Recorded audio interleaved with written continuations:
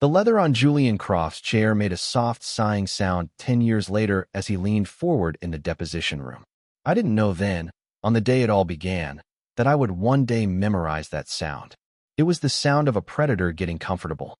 But my story did not start in that sterile legal office, under the glare of fluorescent lights. It started in the quiet dawn, with the scent of medicine and the dust and scrape of a mortar and pestle. 10 years ago, my mornings were a ritual. The kitchen was warm, filled with the soft light that came before the sun. I didn't see spreadsheets or market projections. I saw an array of medicine bottles lined up on the counter with military precision. I crushed a specific blue pill to a fine powder, the porcelain pestle cool against my palm. I drew a viscous liquid into a syringe, my eye level with the measurement lines. 1 milliliter too much or too little mattered. I mixed them both into a small bowl of applesauce. Each movement was deliberate. It was the most important work I had ever done. On the refrigerator door, a child's drawing of our family, held by a magnet, smiled at my back. "Daddy, is it ready?" Sarah's voice was small, thin as a bird's wing. My face softened. I carried the bowl to the living room. She was curled on the sofa, pale beneath a thick blanket, but she managed a cheerful look for me. I knelt down. "Starlight Express, ready for departure," I said, my voice a low rumble. "Open wide." I spooned the mixture into her mouth. This was not a chore. It was a sacred duty. My precision, my patience, they were not tools for auditing corporate accounts. They were instruments of love. The end of that life began long after everyone else had gone home. The only light in the Viridian office was my desk lamp, a small yellow circle in a sea of gray cubicles. The air was stale with the smell of old coffee and recycled air. My fingers traced the lines on a shipping manifest, then on a payment invoice. I highlighted 2 entries. I didn't know it then, but that cheap yellow marker would become Exhibit A in the fraud trial. The manifest showed a shipment of clinical trial support materials to a facility in South America. The invoice was from a shell corporation for marketing consultancy, a ghost company. On paper, it didn't exist. But the money inside it, my company's money, was real. The numbers matched to the last dollar. The stories were lies. I whispered it to the empty office. "Got you." The next morning, I found David by the coffee machine. He was older, a minter, and the closest thing I had to a friend at Viridian. The cafeteria buzzed with morning chatter, the smell of burnt coffee thick in the air. I kept my voice low, showing him the discrepancy on my tablet. His friendly face went slack, the color draining from it. His eyes darted around the room. He took me by the elbow, his grip surprisingly tight, and steered me to a corner. "Arthur, for your own good, drop it," he whispered. His fear was a tangible thing. "You're not looking at a clerical error. You're looking at Julian Croft's discretionary fund. Some doors are best left unopened." He clapped me on the shoulder. It was meant to be comforting. It felt like a threat. He walked away without another word, leaving me standing alone. I would see David again, 9 years later, on a witness stand. The fear was still in his eyes. Back at my desk, I hesitated. The silence of the office floor felt heavy, judgmental. My gaze fell on the small, silver-plated frame I kept by my monitor. It held a picture of Sarah. Her smile was everything. It was the reason I paid the mortgage. It was the reason I fought for every breath she took. That photo was the only thing in the world that could have made me do what I did next. My resolve hardened. I composed a polite, professional email to Julian Croft's executive assistant. The subject line was precise. "Request for urgent meeting, Project Nightingale audit queries." I hit send. The click of the mouse was the only sound. It was as loud as a gunshot. Before I walked into the boardroom, I stopped outside the imposing wooden doors. My hand trembled slightly as I adjusted my tie. I took a breath and reached into my jacket for my wallet. I opened it to the worn, creased photo of Sarah. She was holding a teddy bear, a gap-toothed smile on her face. My thumb gently stroked the faded image. This was for her. I put the wallet away, squared my shoulders, and pushed the doors open. I was walking toward my own execution, but I believed I was doing the right thing. Sunlight streamed into the panoramic boardroom. It was so bright it made me squint. Julian Croft sat at the head of a long, dark table, flanked by his inner circle. They were laughing, comfortable. They radiated a power that sucked the air out of the room. I stood alone at a podium, feeling small and out of place. My presentation was on the large screen behind me. Charts. Figures. An undeniable trail of theft. So as you can see, I said, my voice steady. The funds were rerouted through 3 shell corporations before being used to purchase a defunct biostorage facility. There is no business case for this. It's a clear violation of. Croft held up a hand. I fell silent. He was smiling. It was a warm, reassuring, terrifying smile. Arthur, thank you, he said. His voice was smooth as polished stone.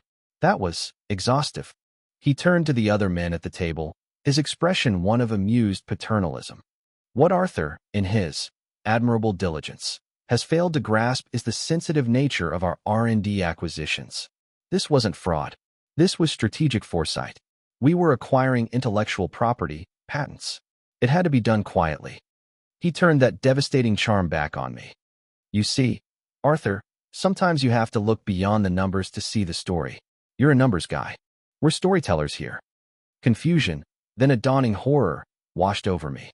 The facts, the solid ground I had built my entire life upon, were turning to sand. I tried to interject. But the documents, the invoices were falsified. His smile never faltered. They were creative. Arthur, your job is to balance the books, not to write the novel. We appreciate your passion, but we're concerned it's bordering on paranoia. It's making you see monsters in the shadows where there are only opportunities. Someone at the table chuckled. The sound was quiet, but it hit me like a physical blow. The air went out of my lungs. I was a fool, utterly powerless to stop him from painting me as one. He called my facts a novel. 10 years later, I would write the ending for him. It was not a story he enjoyed. His smile finally faded. It was replaced by a look of grave, practiced disappointment. The trap closed. I'm sorry, Arthur. I truly am, Croft said. But I can't have someone with your lack of perspective handling our financials. Your employment with Viridian is terminated, effective immediately. He didn't raise his voice. It was a calm, clinical statement. Before I could process the words, 2 large men who had been standing discreetly in the corner stepped forward. Frank and Alan. They flanked me. Frank and Alan will escort you from the building, Croft said, his tone unchanged. HR will have a box with your personal effects sent to your home. Goodbye, Arthur. He turned away then, already starting a new conversation with his CFO. The dismissal was so swift, so absolute. It was like I had never existed. Moments later, I was standing on the sidewalk, disoriented by the noise of the city. One of the guards placed a small cardboard box at my feet. Inside, I could see my coffee mug and the framed photo of Sarah. They were just meaningless trinkets now, artifacts from a life that had ended minutes before. I looked up at the immense glass skyscraper. High above, in the boardroom window, I could just make out the silhouettes of Croft and his board, sharing a laugh. They had already forgotten me. There was no anger, no rage. Not yet. Only a profound, hollowing shame. It felt like a physical cavity in my chest. I felt small, foolish, utterly powerless. My hand went to my chest and straightened my tie, a meaningless, reflexive gesture of dignity. I picked up the box and merged into the anonymous lunchtime crowd. From Croft's point of view, I must have become an invisible speck on the street below, a bug squashed on the windshield. He had no idea he had just created the one man who would spend the next decade building a machine for the sole purpose of breaking him. For 10 years, my life was a study in gray. The grief had not faded. It had simply leached the color from the world. My apartment was a testament to this, a monastic cell of beige walls and quiet endurance. Every night, I performed the same ritual. I hand-washed my single ceramic plate, my single fork, my single knife. My movements were precise, economical, and entirely devoid of joy. After drying them, I would open a pristine, nearly empty refrigerator and retrieve a single Tupperware container. Inside, a plain chicken breast and steamed broccoli waited. I placed it in a worn-out briefcase next to a thermos. Lunch for tomorrow was ready. There were no photographs on the walls, no books on the shelves. The only color in the entire apartment came from a small, sealed door that had once led to my daughter's bedroom. I kept it dust-free. This was not a life being lived. It was a sentence being served. The end of that sentence began in a laundromat on a Tuesday night. I was the only one there. The rhythmic thump of the dryers a dull metronome for the folding of my identical gray socks. I kept my back to the small television bolted to the wall, ignoring the cheerful chatter of the local news. Then I heard the voice. A familiar, charismatic voice that cut through the years and the noise. I stopped folding. On the screen, Julian Croft was at a press conference. He was crying. He announced the formation of the Starlight Foundation, his voice thick with a carefully rehearsed emotion. He spoke of the tragedy of a rare neurological disease, the very one that had stolen my Sarah. The camera zoomed in on his face, a perfect mask of feigned compassion. It was the same mask he would wear on the courthouse steps. Years later, when the first indictments came down, my face remained a blank canvas. But my hands, hidden from the camera's view, slowly tightened around a single gray sock until my knuckles were white bone. The walk home was different. Usually, I shuffled, a ghost floating through the drab neighborhood. That night, my pace was brisk, deliberate. The streetlights seemed to flicker on just as I passed beneath them, as if acknowledging my return to the world of the living. I was a man with a destination. I walked directly to the sealed door. I opened it for the first time in a decade. The room was exactly as she had left it. A small bed, a child's desk, a bookshelf of stories I could no longer bring myself to read. I knelt, my knees cracking in protest, and used a small pry bar to lift a loose floorboard beneath the bed. I reached into the dark, dusty space and pulled out a small, heavy, fireproof safe. I dialed in the combination. Her birthday. It was the only password I would ever need. The lock clicked open with a satisfying finality. My weekly meal was at a small diner that always smelled of grease and stale coffee. Black coffee and toast.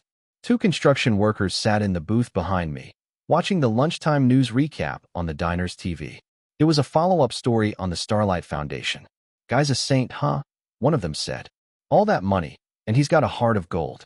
"Yeah, my sister's kid has something like that," the other replied. "Thank God for guys like him." I stared down into my coffee cup at the distorted, rippling reflection of my own face. Their words were a physical assault. I gripped the heavy ceramic mug, my thumb rubbing a small, sharp chip in the rim. Back and forth, back and forth. The man I had pretended to be for 10 years would have ignored it. But the father who knew the truth, the man who had been reborn in the laundromat, simply listened. I let their ignorant praise pour like gasoline on the embers of my grief. I remained perfectly still, a silent statue of dissent. Back in my apartment, the open safe sat on the floor. It contained only one item, a single, folded, and crinkled document, an expense report from 10 years ago. I carried it to my small kitchen table and, under the harsh light of a single desk lamp, I carefully unfolded it. The paper was soft with age. This was the seed, the first piece of the truth I had saved. With the patience of a monk, I placed a heavy book on it, letting it press out the deep creases of its long hibernation. I removed the book and gently smoothed the document with the palm of my hand. The gesture felt intimate, reverent. The gray emptiness in my eyes was gone. In its place was a flicker of cold, clear light. Hope was born in the ashes, not as a cleansing fire, but as a sliver of ice. I was no longer a victim. I was a man beginning a sacred duty. I took the now smooth expense report to my Spartan closet and pulled down a simple, sturdy file box, the kind used for archiving tax records. I opened the lid. Inside, it was filled with a series of perfectly labeled, alphabetical dividers. A, B, C. But the box was utterly, starkly empty. There was nothing behind any of the tabs. That first piece of paper looked so lonely in the box. I had no idea it would soon be joined by thousands of others, a paper tombstone for Croft's empire. I took the single expense report and carefully filed it under C for Croft. To the world, I had become a ghost. In a sea of beige cubicles, under the constant hum of fluorescent lights, I was just another cog. My life was a spreadsheet, my days measured in data entry. My boss, a younger, over-caffeinated man named Gable, leaned over my cubicle wall. He never used my first name. "Penwright, I need the quarterly reports collated," he said, already looking past me toward the elevators. "And get it done before you leave. My kid has a soccer game." "Of course, Mr. Gable," I replied without looking up. My face was a perfect mask of meek compliance. A coworker dropped a thick file on my desk, the thud loud in the quiet office. "Can you double-check these figures?" she asked. "I can't make them balance." I was the office ghost, the reliable, invisible man everyone took for granted. The persona was a shield. Behind it, the real work began after I clocked out. I did not work from home. My apartment was a sanctuary of grief. My work required a different kind of quiet. I went to the city's main public library an hour before it closed. In the back, by the genealogy section, I sat at a computer terminal, my face illuminated by the screen's glow. This wasn't about hacking. It was about patience. I cross-referenced the public donors list of Croft's Starlight Foundation with corporate registration databases. It took 3 nights, but I found it. The foundation's largest angel investor was an anonymous LLC. That LLC would later be described on the evening news as a criminal enterprise, but that night, it was just a name. A few more clicks revealed the LLC's registered agent, a law firm I recognized. They were Viridian's corporate bulldogs. The first thread had appeared. The next day, I went deeper into the dusty, cavern-like basement of the county records office. The air was thick with the smell of decaying paper and silence. I pulled a heavy ledger of property transfer deeds from a metal shelf. I didn't need a search index. The names, the dates, the figures from the LLC's public filings were already burned into my memory. I scanned page after page. Hours passed. Finally, I found it. A one-time payment, made a month before the foundation was announced. It wasn't to a person. It was to the holding company that owned a recently foreclosed, now defunct, cryopreservation and biostorage facility. The payment was listed as asset liquidation. The money trail did not lead to a children's hospital. It led to a tomb. I needed a key. I went to a payphone on a street corner slick with rain, a relic from a forgotten time. I fed it a quarter and dialed a number from a small slip of paper I kept in my wallet. Yeah? A voice answered. Hector, I said. It's Arthur Penwright. A long silence. Hector was a former IT security guy from Viridian. I had once kept his name off a list of redundancy layoffs. What do you want? He asked, his voice wary. A technical question, I said. A small lab, 10 years ago. If it went under, what would happen to the server data? Would they have used a standard server package? Another pause. Probably something off the shelf, he said finally. A company called BioVerse made a popular one back then. Obsolete now. Full of holes. He gave me the software suite's name. It was the key. Thank you, Hector, I said, and hung up. The mask of the meek man slipped back on at the grocery store that evening. I was methodically placing identical cans of Campbell's chicken noodle soup into my shopping basket when a voice boomed behind me. Arthur? Arthur Penwright. My God, it is you. It was Mark, a former junior executive from Viridian. He was heavier now, prosperous, radiating an easy confidence. He clapped me on the shoulder with a genuine, pitying warmth that made my skin crawl. Man, I haven't seen you in forever, he said, his voice too loud. How've you been? Still in the numbers game? I forced a small, weak smile. Mark, it's good to see you. Yes, just quieter work now. Hey, did you see the news about Croft? The big charity thing? He shook his head in admiration. The guy's a living saint. We always knew he was going to change the world. The words hung in the air between the canned peas and the creamed corn. My grip tightened on the handle of my shopping basket. The thin metal creaked in protest. The urge to scream the truth at him, to tell him about his saint, was a physical thing in my throat. I swallowed it down like bile. Yes, I managed to say, my voice flat. It's admirable. I had to let the lie stand. The distance between the world's perception and my reality was a chasm, and I was utterly alone in it. That night, the silence of my apartment felt different, heavier. I opened the sealed door to Sarah's room. I didn't turn on the light. In the dim glow from the hallway, I walked to her small dresser. On it sat a simple wooden music box. I opened the lid. The tiny ballerina inside was broken, leaning at a permanent, painful angle. She had been that way for years. I gently wound the key. A tinny, slightly off-key rendition of Twinkle, Twinkle, Little Star played into the silence. I closed my eyes and just listened. A single tear traced a hot path down my cheek. I was the last person in the library. The librarian was turning off the lights section by section. On my screen, a simple program was running, using the software name Hector had given me. It was methodically trying default passwords and backdoors, a slow, digital knocking on an old, forgotten door. Sir, we're closing, the librarian called out. Just as she spoke, a line of green text flashed on my screen. Access granted. My heart pounded against my ribs. I was in. A list of archived files appeared. My fingers flew across the keyboard. I navigated to the financial records, found the payment from the Ghost LLC, and saw it was linked to a single project folder. The name of the folder made my blood run cold. Project Nightingale. The same name from my audit 10 years ago. The one Croft had used to humiliate and destroy me. I clicked it open. The screen filled with a PDF of a clinical trial report. It was almost useless, covered in the thick black bars of a lazy censor. Names, dates, locations, all gone. A dead end. But my eyes weren't trying to read the blacked-out text. I was scanning the structure, the tables, the appendices. The places a careless person might miss. I scrolled to the final page. A summary data table. My face was inches from the screen. Most of the data was redacted. But one line, likely left untouched because it contained no names, was perfectly clear. It read, Study conclusion, one fatal adverse event, participant hashtag 7B, juvenile female. Cause of death, cascading organ failure. I stopped breathing.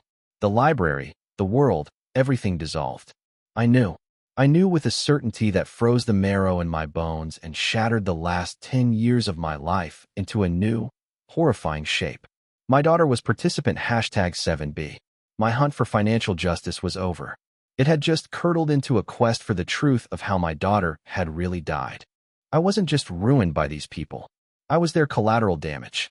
The revelation in the library did not unleash a storm of rage. It brought a terrible, clarifying calm. The mission was no longer about money. It was about an autopsy.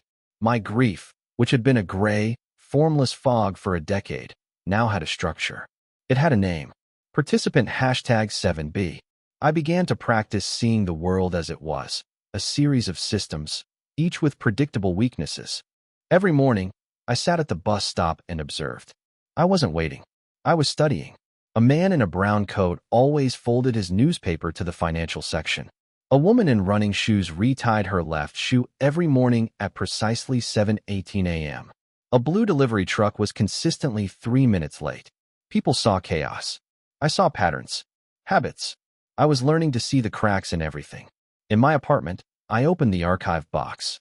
It was no longer a lonely place for a single document. It now contained several neatly labeled files. I pulled one out. Miller, Frank.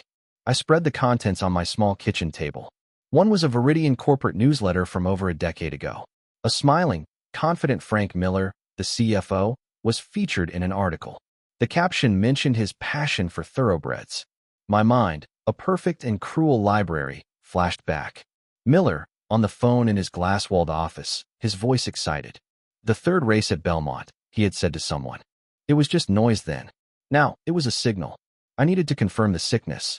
Wearing a plain baseball cap that rendered me invisible, I entered a dingy off-track betting parlor on the other side of town. The air was thick with stale cigarette smoke and the metallic tang of desperation. I bought a black coffee and sat in a dark corner, a ghost among ghosts. An hour later, Frank Miller hurried in. He looked nothing like the polished executive from the newsletter. He was disheveled, tense, his eyes darting around the room. He avoided contact with everyone as he slid a thick wad of cash across the counter. I watched the hope drain from his face as his horse came in last. I felt no pity, only certainty. I had found the crack in his perfect life. That crack was a door, and I was about to kick it in. The next piece of the plan required a truck stop diner 20 miles outside the city. Over a cup of lukewarm tea, I used a cheap ballpoint pen and a plain piece of paper. I wrote a short, anonymous note in block letters. Then I took out my final piece of evidence, a crinkled travel expense report I had saved 10 years ago. It was for Miller's business trip to the Cayman Islands. I used a cheap disposable camera, the kind you buy at a pharmacy, and took a clear, flashlit photo of the report. I focused on two things, the line item for a $10,000 entertainment expense, and Julian Croft's flowing, arrogant signature of approval. I placed the note and the undeveloped camera in a prepaid envelope, addressed it to a notoriously ambitious agent I had researched at the local IRS field office, and dropped it in a remote roadside mailbox on the way home. It was a whisper in the system, but I knew this particular agent was listening for exactly this kind of whisper. A week later, I was parked in my nondescript sedan a block away from Frank Miller's palatial suburban home. I was reading a paperback, just another man waiting for a friend. An unassuming Ford Taurus pulled up to the house. A woman in a severe, practical suit got out. The IRS agent. She walked up the manicured stone path and rang the doorbell. Miller's wife, impeccably dressed and radiating social grace, answered the door with a bright, welcoming smile. The agent said nothing. She simply presented her badge. I watched the smile on the wife's face not fade, but shatter. In that single, silent moment, the perfect facade of her life cracked apart. The first domino had fallen. I calmly started my car and drove away. That weekend, I went to the cemetery. The grass around the simple granite headstone was neatly trimmed. I took a small cloth from my pocket and carefully, lovingly, wiped dust from the engraved letters of her name. Sarah Penwright. I wasn't crying. I spoke to her in a low, calm voice. "The lilacs are coming in nicely this year," I said. "I think you would have liked them." Work was the same. Mr. Gable spilled coffee on the quarterly reports again. I paused, taking a breath, the air cool and clean. "I made a new friend today, sweetheart. A very determined woman. I think she's going to help us." I didn't hear the phone call that night, but I would listen to the recording of it countless times during the discovery phase of the trial. It was even better than I had imagined. Frank Miller sat in his Mercedes in a dark parking garage, his voice a panicked, sweat-soaked whisper. Julian Croft was at a glittering charity gala, the man of the hour, when his phone vibrated. He stepped into a quiet hallway, his annoyance barely concealed. "Frank, this had better be important." Miller's voice was tinny, desperate. "Julian, they know? The IRS. They know about the Cayman account. The offshore holdings, everything." Croft's voice was ice. "Calm down. How could they possibly know?" "I don't know." Miller's voice cracked. "It's like they had a map. A receipt. Something old. She knew exactly where to look. It's like a ghost is haunting us." A ghost? Croft was silent for a long moment before he hung up. I learned later, from the testimony of his head of security, what happened next. He walked smoothly back into the party, his public smile perfectly in place. But his eyes were different. They were the eyes of a predator. He found the security chief, a ruthless woman named Eliza, by the edge of the ballroom. He leaned in, his voice a low, venomous whisper. "Someone sent the IRS after Frank Miller. Not a random audit. A targeted strike. They knew about an old Cayman account." He paused. This wasn't a rival. This was precise. Personal. It felt meticulous. Find out who it was. Use every resource. Find this ghost, and make them disappear. That night, I stood in my silent, gray apartment. I washed my single plate, my single fork, my back to the door. I was the quietest man in the world, completely unaware that a monstrous, high-tech machine had just been unleashed to hunt me. My victory over Frank Miller was a clean, precise strike. It made me feel powerful. It made me careless. I had built a fortress of digital evidence, a weapon of pure logic, and I believed it was impenetrable.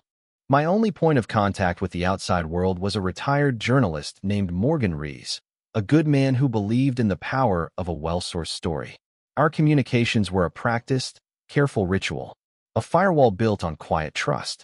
On a crisp autumn day, I sat on a park bench, methodically feeding pigeons from a small paper bag. To the world, I was just another lonely man.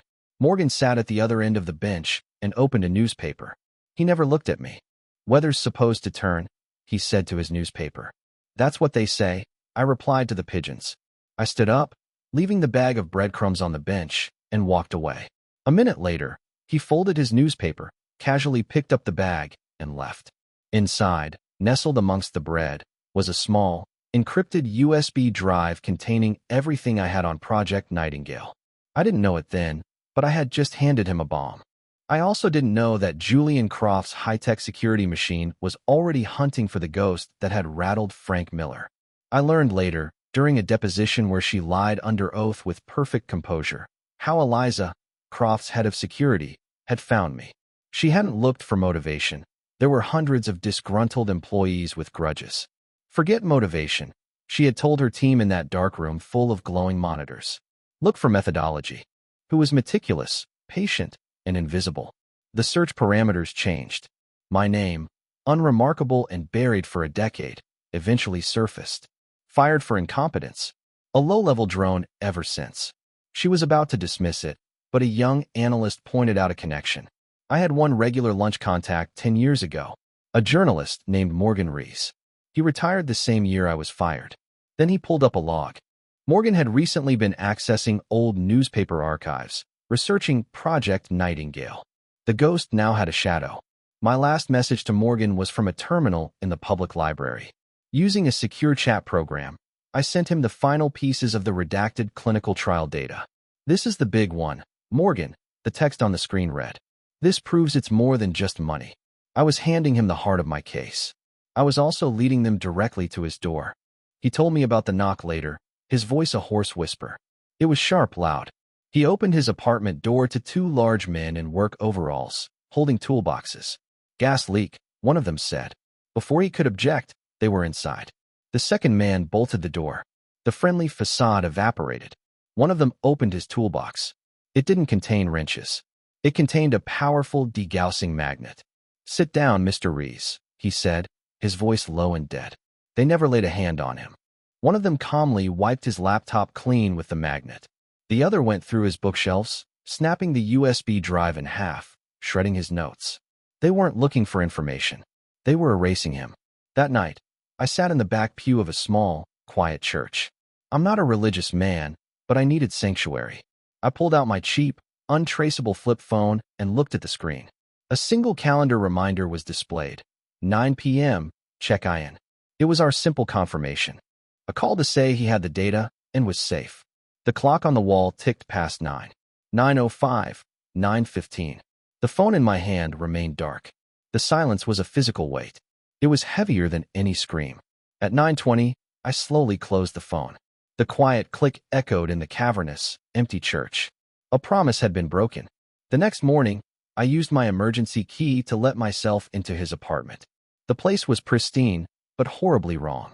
His books were back on the shelves, but their spines were broken, their pages shredded. Morgan sat in an armchair, staring at a blank television screen. He was a shell. He looked up at me, his eyes hollow with a terror I had never seen before. "They didn't hurt me, Arthur," he whispered. "They just took everything." A gnawing dread clawed at my stomach. I opened my own laptop to check my encrypted cloud storage, my fortress. A remote access icon was active on the screen. Before my eyes, my meticulously organized digital life was being dismantled. One folder after another. The clinical trial reports, the financial links, the expense receipts, vanished. Wiped clean by an invisible enemy. The forensic accountants who would later try to piece my work back together told me they had never seen an erasure so thorough. It was an execution. Morgan's voice trembled. They showed me pictures of my granddaughter at her school. He finally broke, the sobs racking his frail body. "I'm sorry, Arthur. I'm so sorry." My plan was in ruins. My evidence was gone.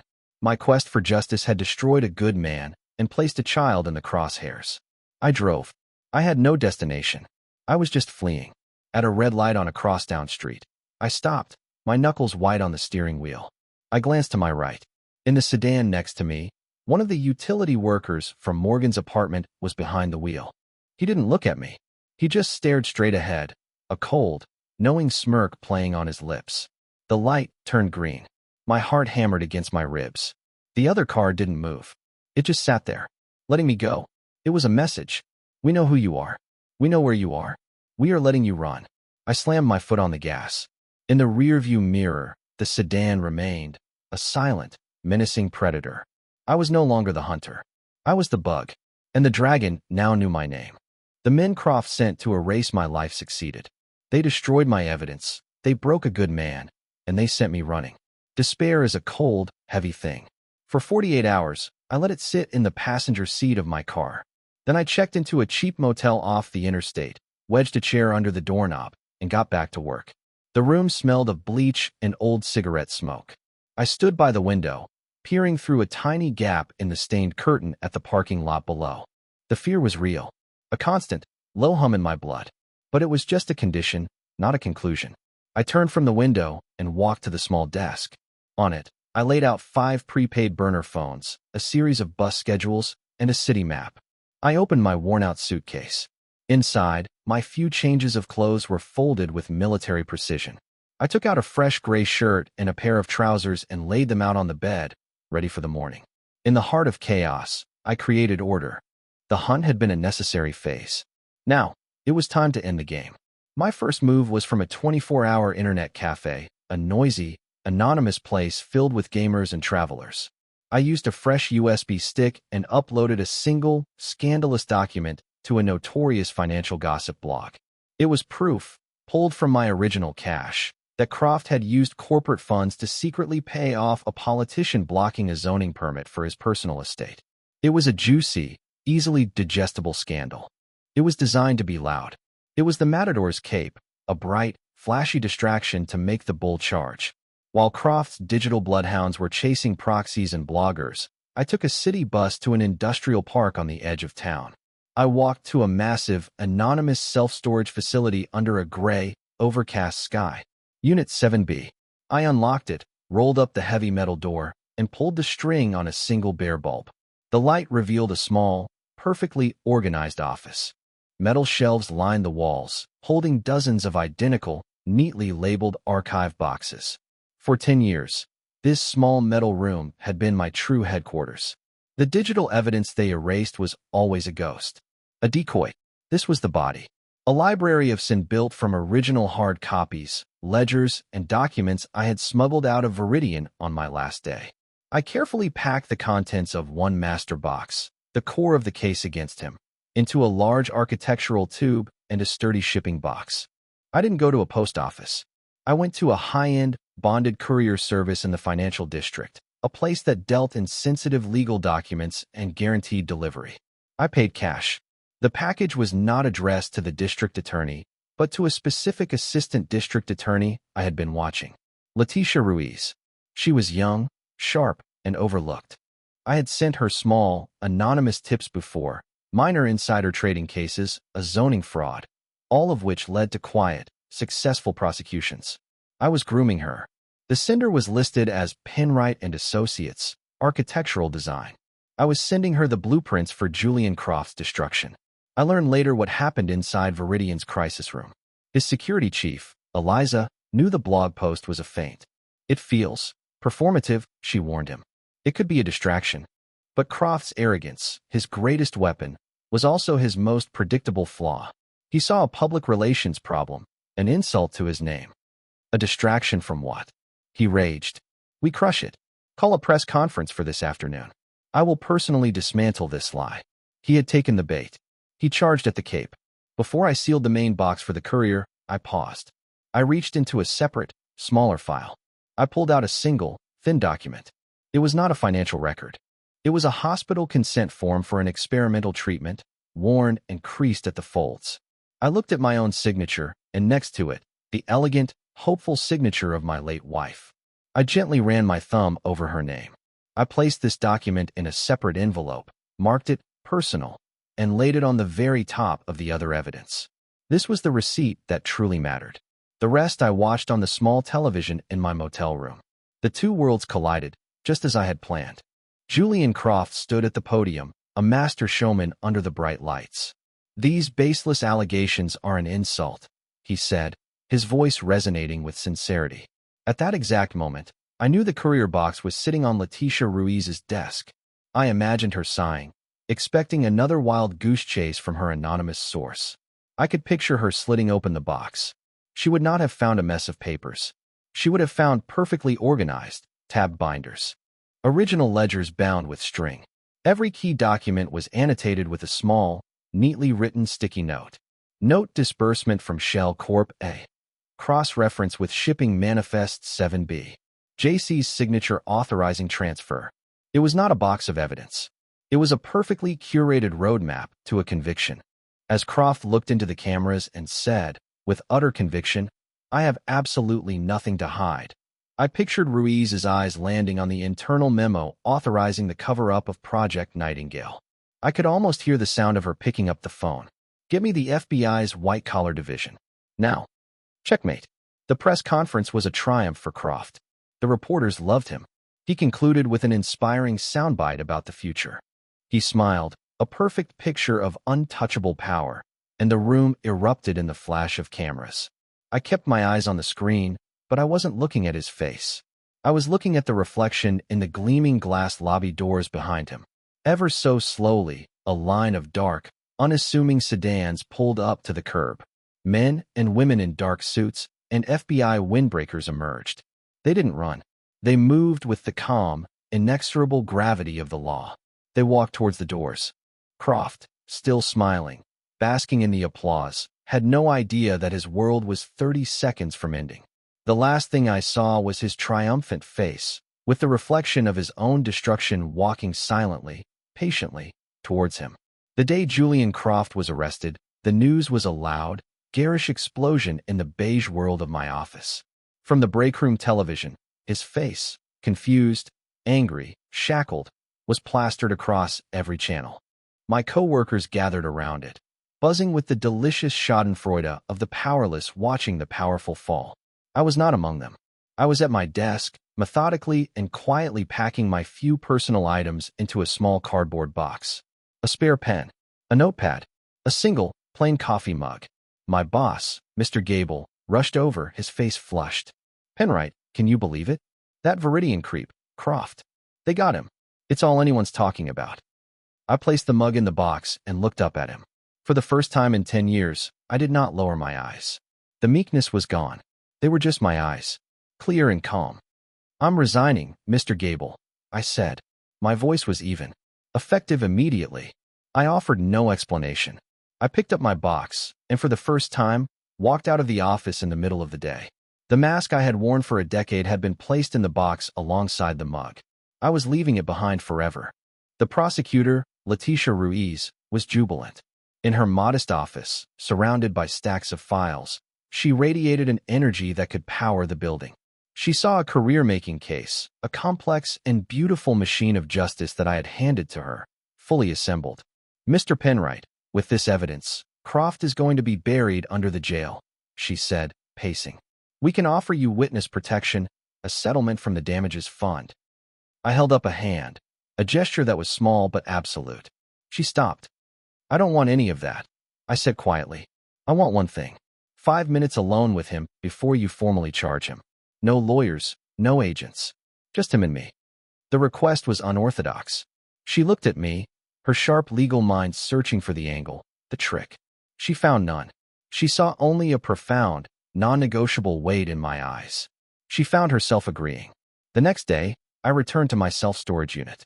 The library of sin was still there, dozens of boxes filled with the paper and ink that had destroyed an empire. I ignored them. I walked to a small, personal lockbox in the corner and opened it. Inside were only 2 file folders. From the first, I removed the clinical trial consent form my wife and I had signed so long ago. From the second, I took the now fully unredacted Fatal Adverse Event report, procured by Morgan months before the end.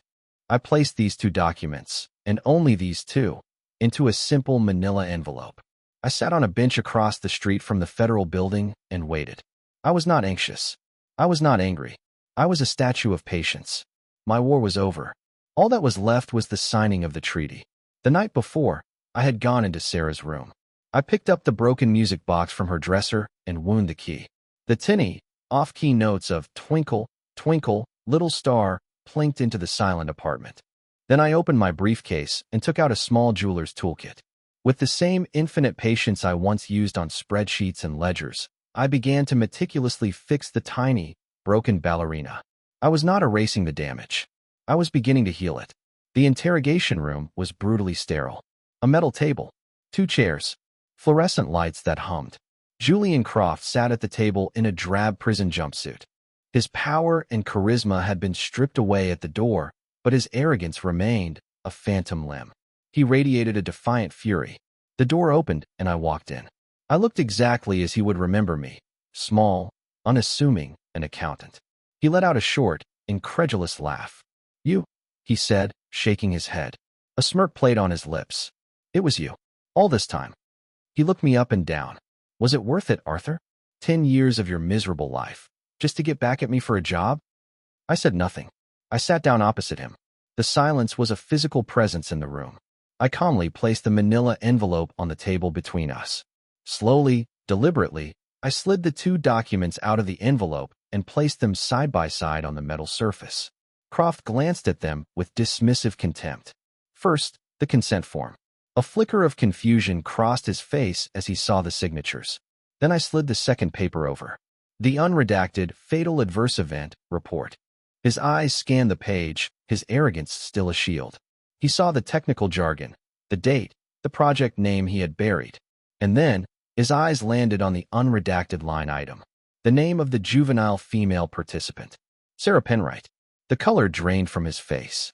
The smirk vanished. The defiance in his eyes imploded, replaced by a sudden, sickening wave of comprehension. His body seemed to shrink inside the jumpsuit.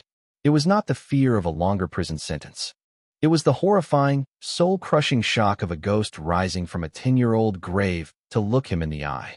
I leaned forward slightly. My voice was a soft, devastating whisper. "It was never about the job," I said. "It was about this receipt. You didn't just bury your fraud. You buried my daughter." He said nothing.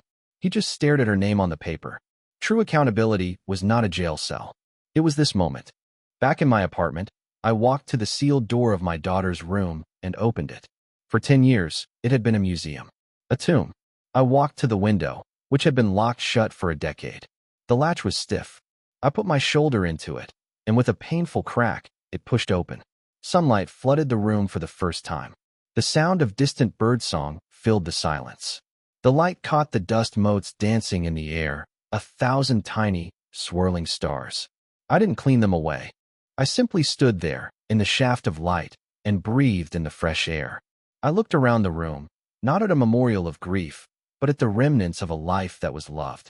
The profound emptiness in my chest was gone.